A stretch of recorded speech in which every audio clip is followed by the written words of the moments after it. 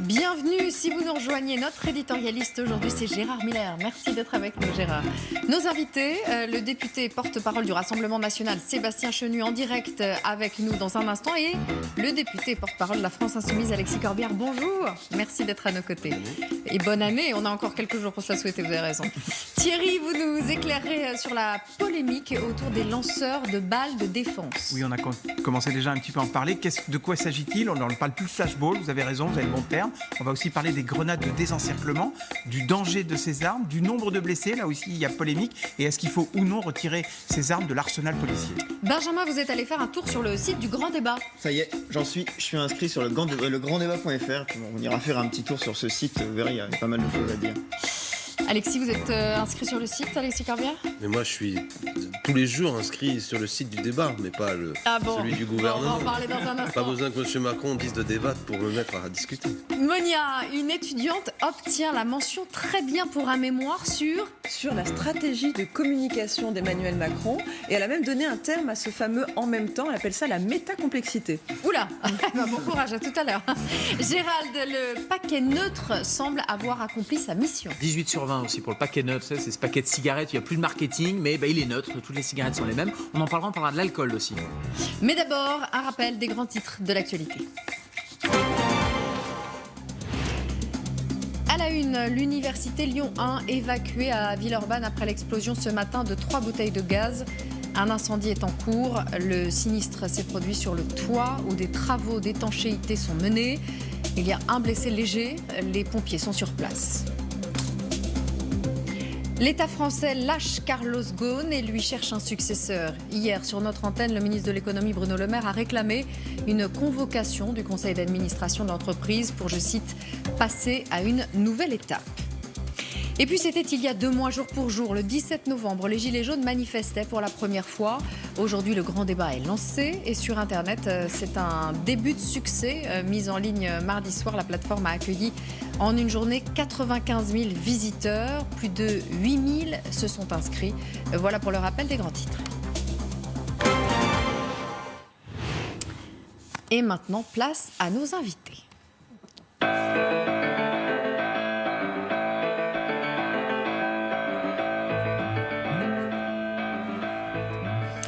Et nos invités, alors on a ici avec nous le député porte-parole de la France Insoumise Alexis Corbière, merci. Et avec nous en direct le député porte-parole du Rassemblement National Sébastien Chenu, merci d'être avec nous en direct sur LCI.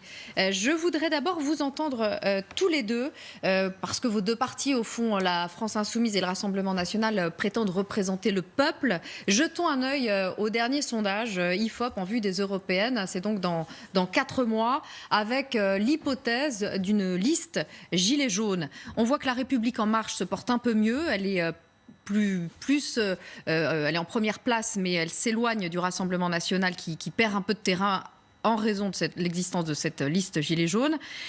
Le Rassemblement national est tout de même à 18,5%, moins 4,5 points. La France insoumise n'est qu'à 7%, moins 2 points. Alexis Corbière, comment vous expliquez que le parti de Marine Le Pen soit beaucoup plus porté que vous par ce mouvement des Gilets jaunes?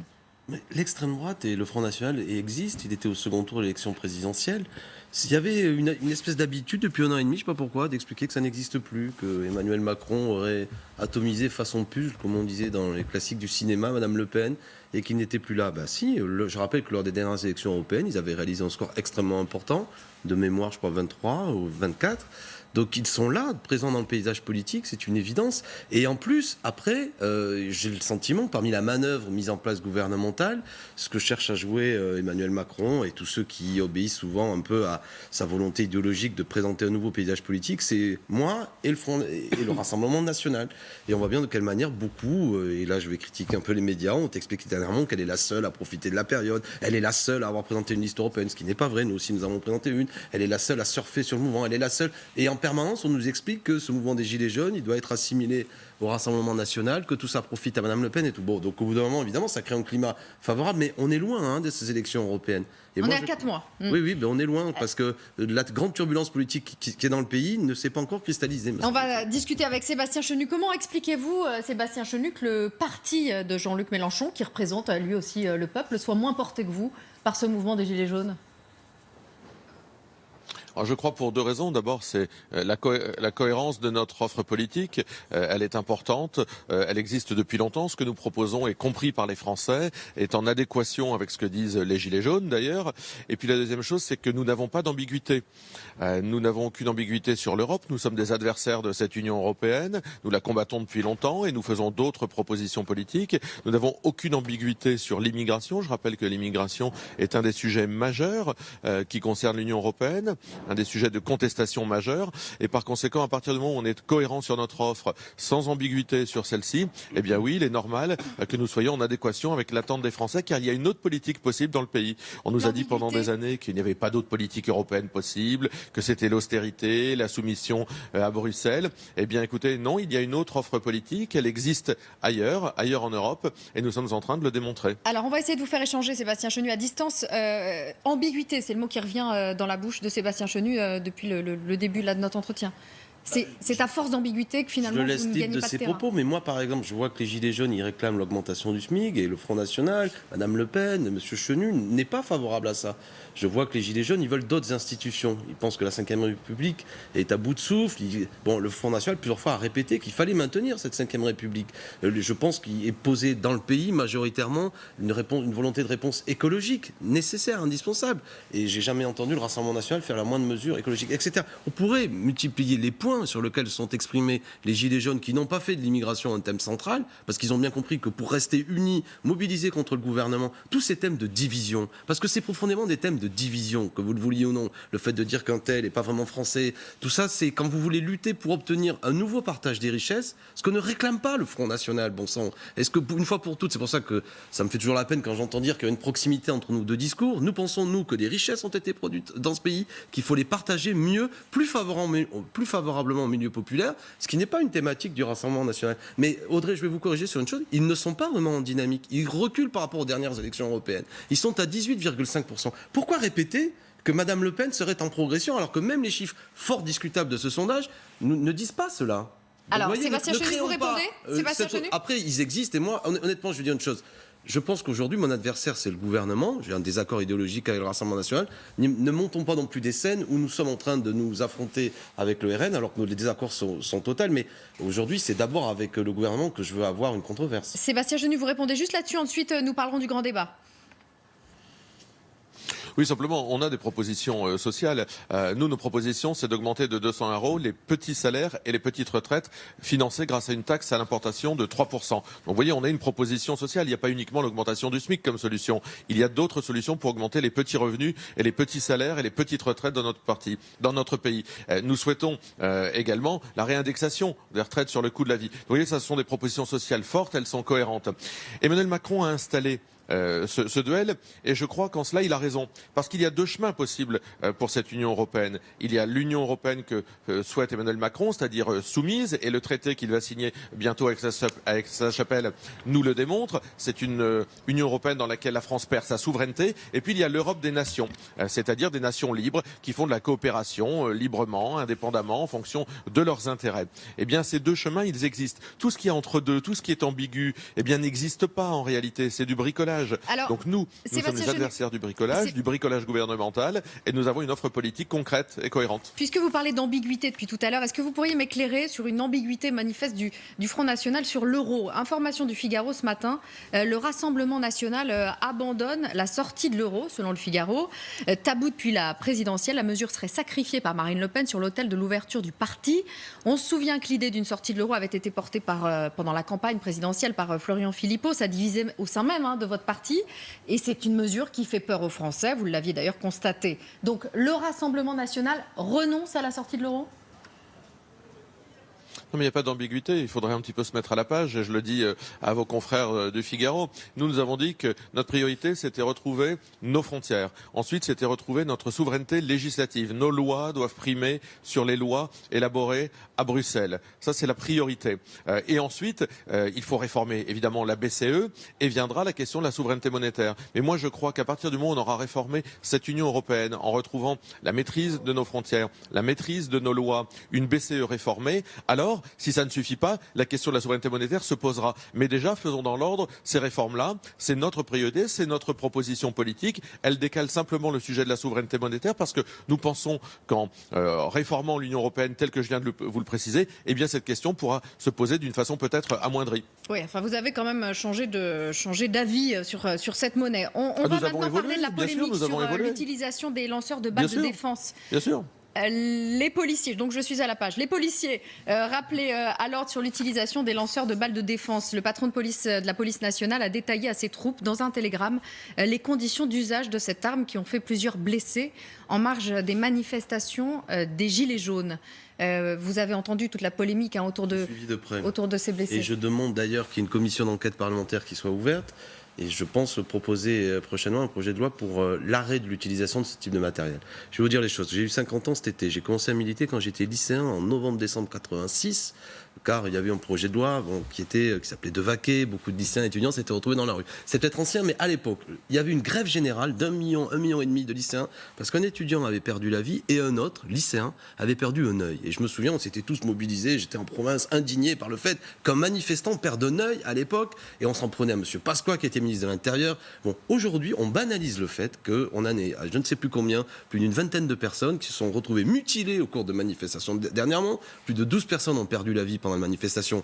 Je mets ça encore de côté, mais l'utilisation de matériel, notamment flashball, on peut l'appeler différemment, l'utilisation de ces grenades de désencerclement, où beaucoup d'autorités indépendantes considèrent que le matériel qui est utilisé est potentiellement dangereux, et ça ne fait pas débat public. Alors moi, je ne suis pas contre la police, mais je considère que les techniques qui leur sont dernièrement mises entre les mains, les consignes qui leur sont données, sont des consignes qui mettent en danger les manifestants. Et je veux dire une chose simplement, la police, elle est là pour permettre garantir le droit de manifester. Elle n'est pas là pour affronter les manifestants. À l'heure où nous parlons, il y a un pompier qui est encore dans le coma, parce qu'il a pris un tir de flashball dans plein visage. Et tout le monde s'accorde, tous les témoignages sur place s'accordent à dire qu'il n'était absolument pas violent. Et je termine sur votre profession, puisque bien souvent on dit qu'on a le verbe un peu dur contre vous, pour ce qui est de la France insoumise, mais le nombre de journalistes qui sont retrouvés blessés au cours de ces manifestations, parce qu'ils ont été, une fois de plus, en raison des techniques policières utilisées, notamment de ces différentes balles qui sont envoyées en direction des manifestants, est suffisamment important pour qu'on se dise, bon sang, tranquillement, il y a là quelque chose qui est dangereux. Moi, j'ai pas envie que quand on aille manifester, on y revienne en étant blessé, voire même en perdant la vie. Sébastien Chenu, votre position là-dessus, sur donc un maintien de l'ordre qui est compliqué, et attention aux bavures, donc. Non mais bien sûr, mais le maintien de l'ordre, c'est une affaire de professionnels. Nous faisons par définition confiance aux professionnels. Le problème, c'est que les professionnels, c'est-à-dire les forces de l'ordre, elles sont gérées par des amateurs, c'est-à-dire le gouvernement. C'est un Premier ministre de l'Intérieur absolument incapable, sans stratégie visiblement du maintien de l'ordre, qui oppose les gilets jaunes aux forces de l'ordre chaque week-end. Ça va durer d'ailleurs combien de temps? On se le demande. Donc il n'y a pas de stratégie visiblement du maintien de l'ordre dans la tête de Christophe Castaner. Et donc il y a simplement qu'une vision répressive des manifestations. Moi, ce n'est pas comme ça que je conçois les manifestations, la prise en considération des revendications populaires. Les gens doivent pouvoir manifester librement dans notre pays. On doit pouvoir éradiquer évidemment les casseurs et condamner toute forme de violence. Mais le maintien de l'ordre, c'est une affaire de professionnels. Moi, je fais confiance aux forces de l'ordre, mais je demande simplement à M. Castaner d'avoir au moins réfléchi à la façon dont il compte ramener l'ordre dans notre pays, plutôt que simplement laisser les Français gilets jaunes se battre contre les Français, forces de l'ordre. Merci Sébastien Chenu, merci d'avoir été en direct avec nous. Alexis Corbière, vous restez avec nous. On revient dans 2 minutes.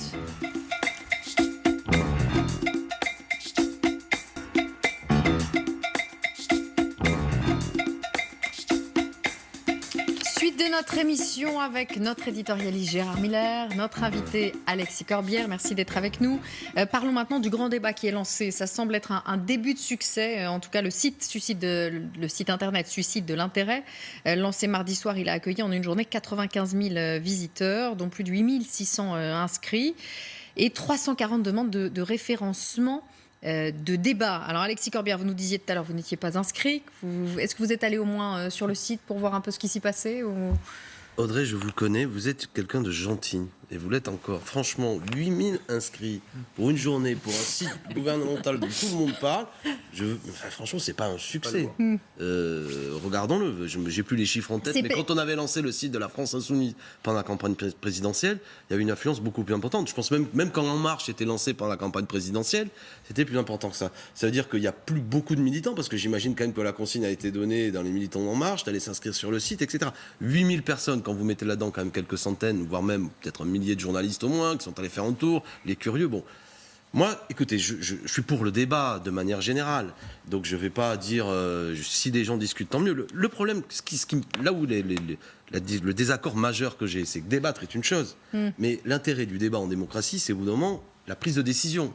Et où va se passer la prise de décision? Qu'est-ce qui va être retenu là-dedans? Et pardon, moi je suis choqué par le caractère non républicain, pour utiliser des grands mots, de la méthode. C'est-à-dire que... Non républicain? Oui, non républicain, dans le sens où c'est une pratique d'ancien régime. J'ai réuni des gens, ils vont discuter, et le président de la République décidera de ce qu'il retiendra de ce débat. Ça, c'est pas ma conception républicaine. Si on débat, si on délibère, à un moment donné, mais on prend aussi la prise de décision. C'est sanctionné par un vote. Moi, je suis pour qu'on ait un débat constituant, c'est-à-dire on discute dans tout le pays, puis qu'à la fin, on vote pour des députés constituants, qu'il y ait une assemblée constituante de nouvelles institutions. C'est mon projet. Mais la différence avec ce que fait Macron, c'est qu'à l'arrivée, les 44 millions d'électeurs sont convoqués et on tranche des choses. Là, si c'est pour, comment dirais-je, que ça discute, mais qu'à l'arrivée, le président de la République retienne 2-3 thèmes, évidemment, qui lui sont plutôt favorables, qui visent à dire qu'il y a trop de parlementaires, sans poser la question de nouveaux droits pour les citoyens, qui visent à nous mettre le thème de l'immigration, qui n'était pas un thème selon moi retenu par les Gilets jaunes, ou qui vise à dire dites-moi quel service public vous voulez qu'on supprime puisque vous voulez moins d'impôts, qui est quand même, si vous avez lu le site, il y a quand même des questions extrêmement orientées. C'est-à-dire qu'alors que je vois qu'il y a une nouvelle fiscalité qui est demandée plus juste, là ce qu'on dit c'est... Si à l'issue du débat on revenait sur la suppression de l'ISF, vous changeriez d'avis? Parce qu'hier Mélenchon a quand même déclaré au journal de France 2 à Anne-Sophie Lapix, il a déclaré c'est une supercherie à ne pas cautionner. Et si jamais l'ISF revenait sur le devant de la scène, vous changeriez d'avis ou pas? Vous penseriez que c'est républicain? Si on peut discuter de l'ISF, tant mieux. Non mais vous êtes d'accord avec moi quand j'utilise les grands mots, quand je dis que c'est pas républicain, c'est-à-dire si vous faites débattre le peuple, à un moment donné, vous lui donnez les moyens de trancher les débats. Ça ne peut pas être un débat où une seule personne le tranche. C'est ça que je dis, c'est attention à ce qu'on n'aille pas trop loin dans une pratique, un peu à l'image de cet happening qui a eu lieu, qui émerveille tout le monde. Non mais c'est-à-dire que un débat, c'est pas... Tout le monde a salué la prestation d'Emmanuel Macron. Moi, je la salue. Quel homme, il est beau en plus. Jean-Luc Mélenchon fait les mêmes vraiment, quel talent. Je ne peux rien vous dire d'autre. Vraiment. En plus, il a tombé la chemise, il est fabuleux. Non, mais ça, c'est pas un débat, ce que j'ai vu. Gérard. Un débat, c'est pas je pose une question et un homme répond. J'ai souvent eu l'occasion ici ou ailleurs sur LCI de dire à quel point j'avais de la sympathie pour le mouvement des Gilets jaunes. Et en même temps, dès que j'ai entendu parler de ce débat, j'ai été pour. Et comme on le disait tout à l'heure, je ne doute pas que ce soit de la part du gouvernement une entreprise de communication. Mais en même temps, moi, j'ai cette vieille idée, lorsque les gens prennent la parole, il arrive parfois qu'ils la gardent. Et donc, l'idée qu'il y ait 100 milieux, parfois parfois dirigés par le gouvernement, parfois... Moi, par exemple, je ne vois pas pourquoi des Gilets jaunes ne pourraient pas aller voir leur maire et dire on voudrait une salle pour parler, plutôt que d'être sur un rond-point. Donc, est-ce qu'il n'y a pas quand même la possibilité de transformer ce débat national en quelque chose qui permettrait à des propositions d'émerger?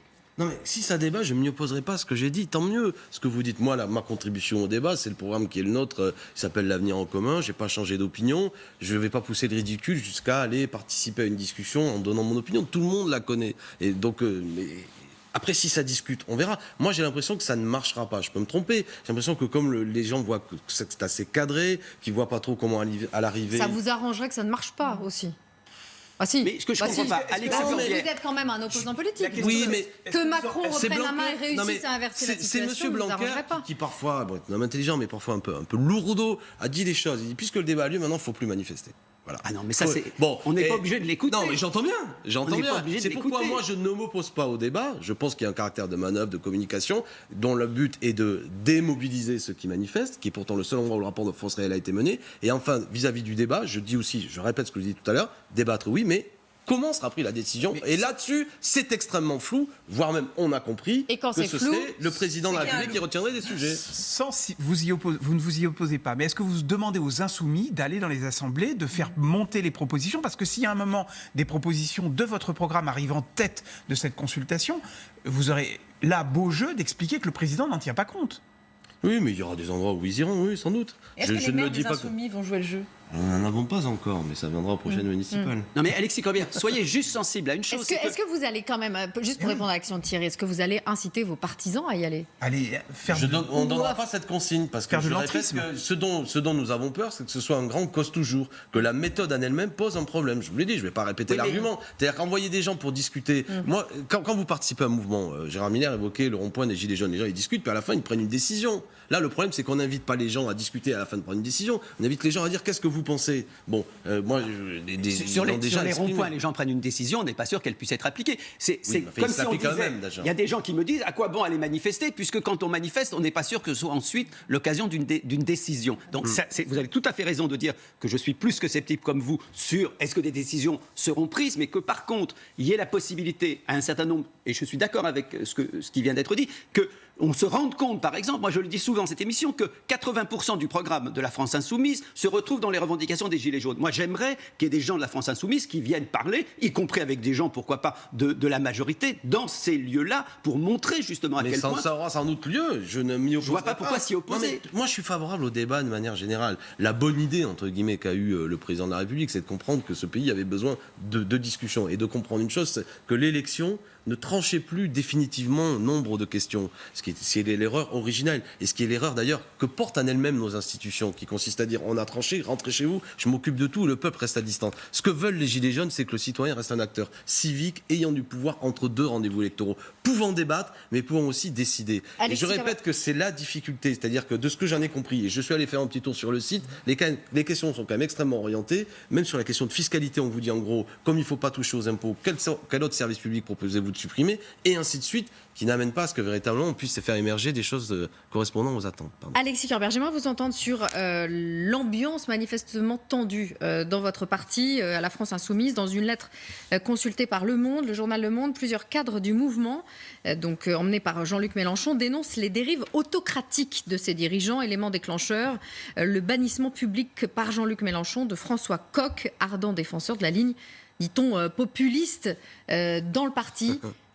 Ça vous fait sourire? Mais parce que ardent défenseur. Il n'y a pas d'ambiance tendue, il n'y a pas de dérive autocratique. Non, il n'y a pas de dérive autocratique. Et le comportement de Jean-Luc Mélenchon n'est pas contesté dans le parti. Il est plutôt approuvé. Enfin, je veux dire, c'est quand même le personnage majeur de tout ça qui a beaucoup apporté. Mais ceci dit, non, mais on va être clair. Oui, nous sommes un mouvement qui est né en février 2016, jeune, qui s'est caractérisé d'abord par une élection présidentielle qui est très particulière autour d'un personnage il y a un système entraînant qui fait que Jean-Luc a la qualité d'être un candidat à l'élection présidentielle, et après nous tâtonnons dans d'autres, en faisant vivre un mouvement de manière un peu plus pérenne. Dans d'autres, par exemple, composer une liste pour un grand mouvement comme nous, c'est un exercice extrêmement difficile. On a eu plus de 500 candidats et il faut en retenir à l'arrivée 79. Mais justement, ce sont des candidats aux élections européennes qui, dans cette missive, donc il y a Charlotte Girard, Romain Dureau, enfin il y en a pas mal, qui sont tous candidats aux européennes, qui s'émeuvent justement de cette situation actuelle, des tensions et des... Alors les tensions, si tensions il y en a eu,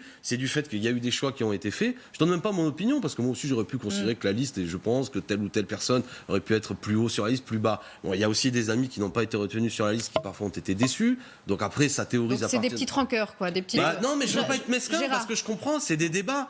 Mais quand je me regarde, je m'inquiète, j'avoue, mais quand je me compare, je me rassure encore. Moi, ce qui m'intéresse, c'est de prendre en compte le fait que quelqu'un comme Mélenchon, il a été pendant plusieurs dizaines d'années au Parti Socialiste. Je comprends qu'il n'ait pas envie de recréer un Parti Socialiste bis, même plus à gauche. Donc je comprends parfaitement qu'un des soucis des Insoumis, ce ne soit pas de reproduire un mouvement qui ressemble, on va dire, au parti traditionnel, tout compris, même si c'est très respectable. Cela dit, quand même, et peut-être que c'est un problème de croissance, je me dis qu'il y a un moment, et peut-être que c'est maintenant, vous allez être obligé de nous dire au public, à ceux qui vous soutiennent ou à ceux qui vous contestent, quelle est la forme d'organisation qui est la vôtre. Gazeux, c'est très bien pendant un temps, mais c'est un peu le même problème que pour les Gilets jaunes. Il va falloir que vous structuriez les choses de telle façon qu'on comprenne comment vous fonctionnez. Vous avez raison. Non, mais on y travaille. On a fait une convention qui était au mois de décembre, où déjà, c'est par un vote qu'a été finalement accepté la liste. Il y a des campagnes qui ont été mises sur notre site que nous avons décidées. Il y a un comité, une équipe d'animation qui se met en place, qui sera revalidée par une prochaine convention nationale.